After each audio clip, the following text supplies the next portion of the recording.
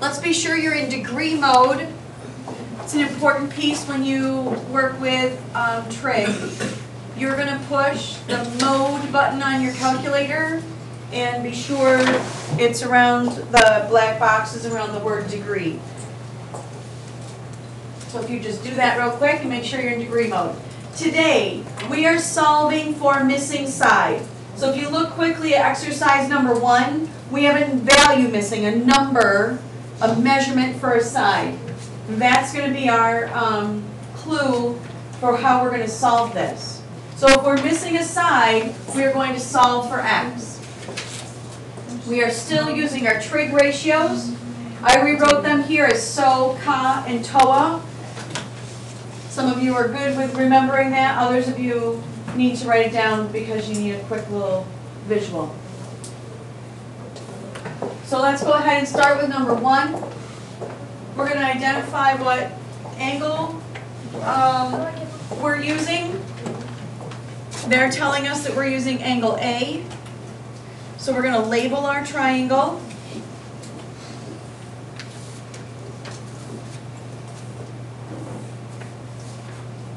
They want us to use sine of A. And that's equal to the side opposite divided by the hypotenuse. What are they giving us is the value of the sine of A. What they give us in the problem. 3/4. 3/4. I'm going to leave that as a fraction for right now. Those of you that are afraid, don't panic yet. What is the fraction we're going to write for opposite over hypotenuse? X over what, Dan? X over 20. X over 20. Very nice. How did you get that? Which that? That. The 3/4 came from the word problem, and the x over 20 came from my triangle picture, opposite divided by Do we hypotenuse. have cross both ones? Yeah, that's how we're going to solve this one. We're just going to, this is a straight up proportion, cross multiply and solve.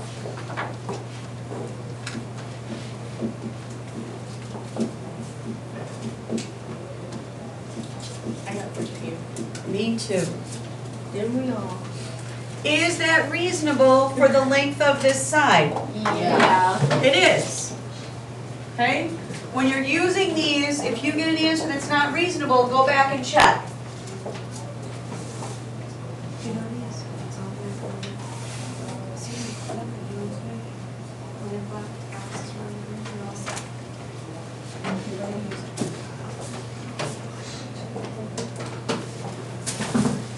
Slide on down to number 2. So, you have to read this time because they didn't give us where the x is on the triangle. In the right triangle below, find the length of AB to the nearest tenth. So, this is my angle, the 38 degrees that they identified for us. So I'm going to label my sides.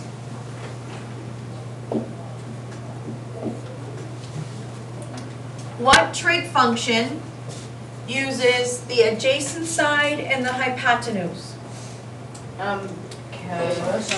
Cosine, very nice. So we're going to write cosine of 38, because we have the angle measure this time, is equal to x over 26, or the side adjacent divided by the hypotenuse.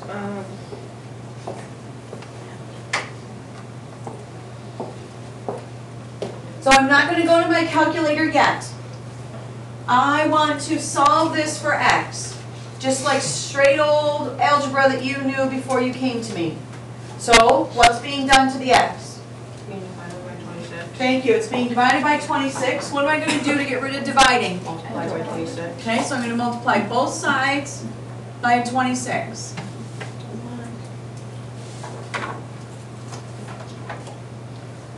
What happens with the 26's over here?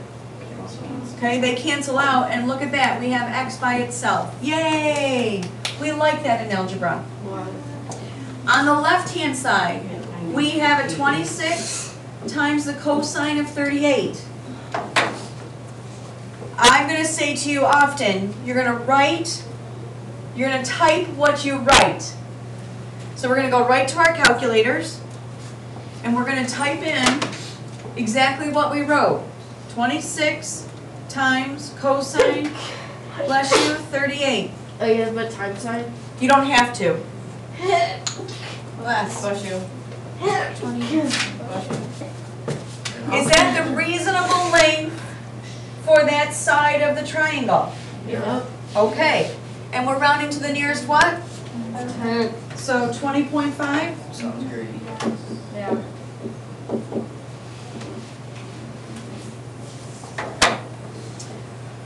Let's move right on. Number 3. I'm going to write out all the steps I'm going to use for number 3 so you can see I've extended my page. Step number 1. Find the angle that you're supposed to use. Should we write small? You can write small, it's probably a good idea. In this picture, they've told us what angle to use. It's the 65 degrees. Step number 2, label the triangle. We've been doing that kind of all week.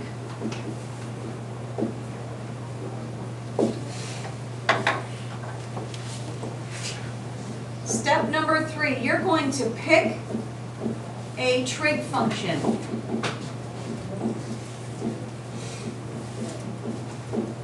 This is probably the hardest part. Okay? You're going to look at the information that you have to use. In this triangle, they want us to find the length of BC. So when we look at our triangle, we have a number for the angle measure, and then the other information we have goes with opposite and adjacent. So which of our trig functions uses opposite and adjacent? That's how you pick the function. Look at the sides that you are going to work with. We're not working at all with hypotenuse here, because we don't have a number that goes for that. We're only working with opposite and adjacent. So you're going to write tan 65 equals 12 over x. Step number 4 will be solve for x.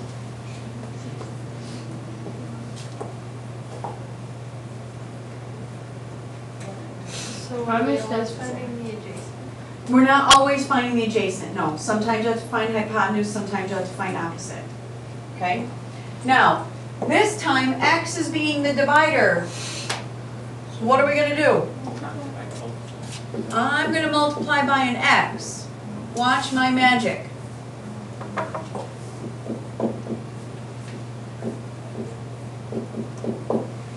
So when I multiplied both sides by x, lucky for me, I got rid of that division. I got rid of the fraction.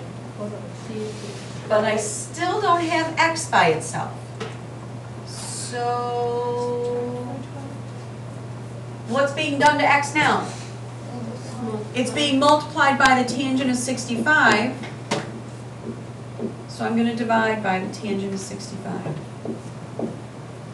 So in your handy dandy calculator, you are going to write 12 divided by tangent of 65. Is that reasonable?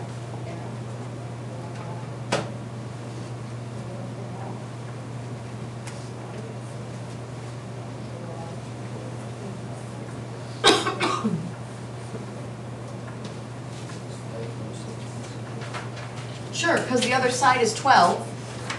Is there any more steps? Nope, that's it. Right. I would like to show you a shortcut. So as soon as you're done writing, give me your eyes so you can see the board. I'm not going to ask you to write anything else. I just want you to see the math that happened. So can you see the red that I wrote? Tangent 65 equals 12 over x. Okay? And then look at the next red that I wrote. And maybe I should rewrite it. It might be a little easier to see the shortcut.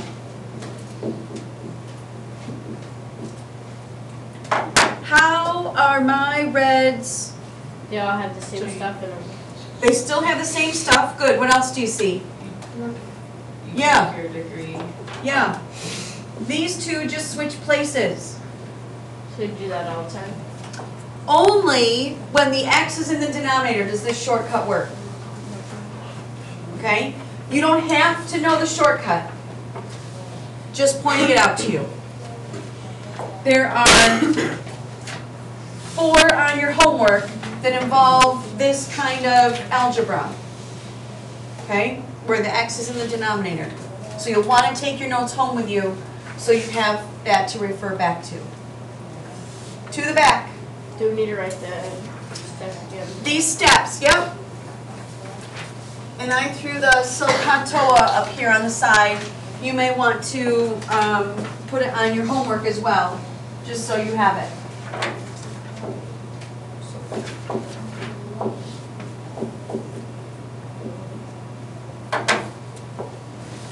So we're going to go ahead. These 2 problems are just like the problem that we finished, where we're going to do all 4 steps. So step number 1 is determine the angle. Step number 2 is label your triangle. And those 2 are probably pretty comfortable for you now. Step 3 is to pick your function. Again, this will be the hard one. We have information to use for the hypotenuse and the adjacent side. So we're going to use cosine. Correct. So cosine 42 equals 8 over x. Because cosine is adjacent over hypotenuse. Wait, your trick thingy. You can do the shortcut. This is what I forgot it already. Okay. It's x. So we're going to multiply both sides by x. And then just use x cosine over the cosine. And then we divide by the cosine.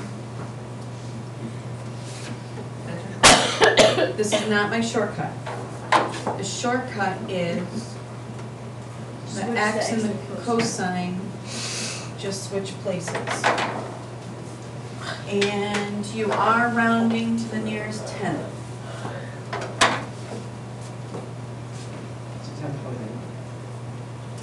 Is that reasonable for an answer? 10.8? It's longer than the adjacent side, right? What? I agree with your 10.8, good rounding.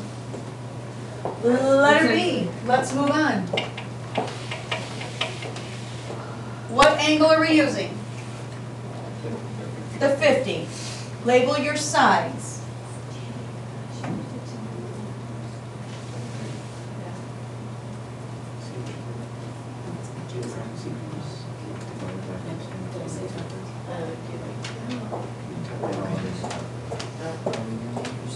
What, okay, that was my question, good. What trig function are we going to use? Nick is thinking tan. And I am agreeing with him. So tan 50 equals x over 15. This is not the shortcut way. This is the straight up multiply. Okay? Okay.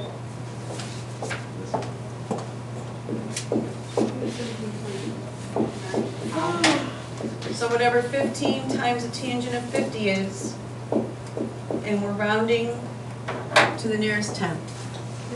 17.9. Is that reasonable? How would a shortcut work? Shortcut won't work on that kind, because the x is in the numerator. Number 5. Multiple choice is really nice, but sometimes you have to actually do some work.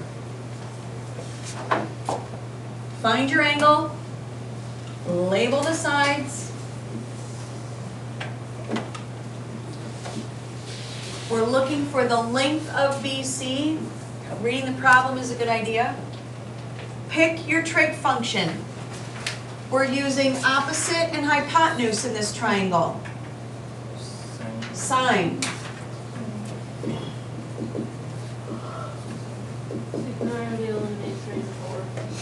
Good, Macy. So these 2 can be gone. Now, don't try to make a guess here, okay? Do maybe one more step. Because it's not asking you to actually find the length, it just wants to know the step before the answer. So it's 1. Yeah, so choice 1.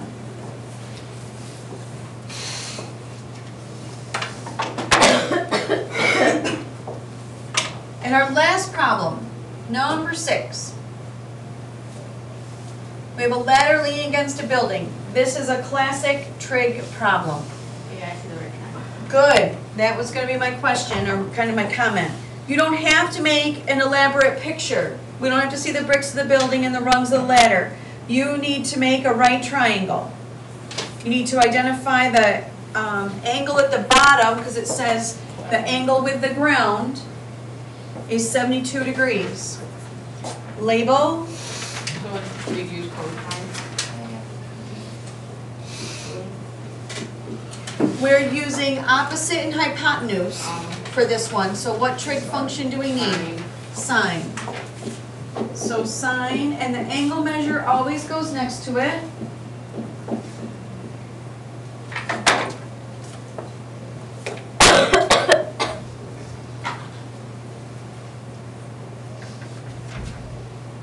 We need to get h by itself. Nice. Multiply both sides by 14. Is that reasonable? And nearest 1/10 of a foot. No, wait. Yeah. Now,